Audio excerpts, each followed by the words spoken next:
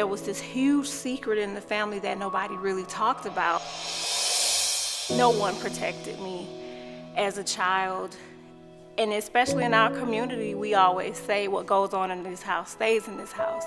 So it's not, no one encourages you to talk about it. If you talk about what's happening to you, it's a betrayal to your entire family.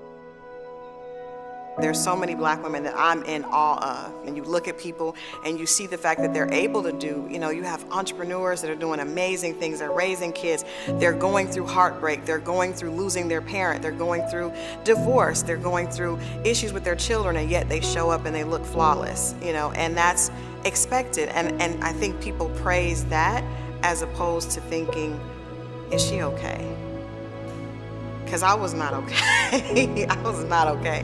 In the midst of that, I think at the time in my career where people were probably praising me the most is when I was hurting inside the most.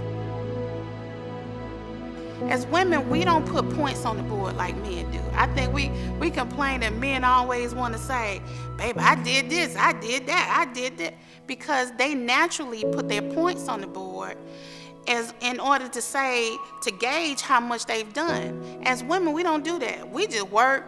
It could be a fire. We been put out the fire and don't even nobody know that we exhausted our energy over there. We need to speak up more about what we're doing, and we need to ask for help. It's okay to be weak. My therapist taught me to exchange weak because I even have a problem with saying weak. She taught me to change that word to being fragile. I'm required to be handled with care.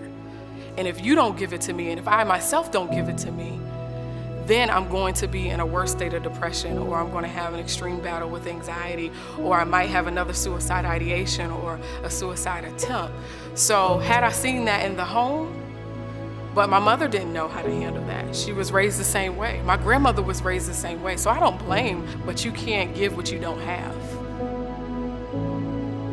I really would like to see us as African Americans be more open when it comes to talking about these type of things, because we'll talk about, she has the sugar, she has diabetes, she needs to take her insulin, she's insulin dependent, she won't take her insulin, but then we won't talk about things that have to do with mental health. Well, it's the same thing, it's just dealing with brain chemical activity.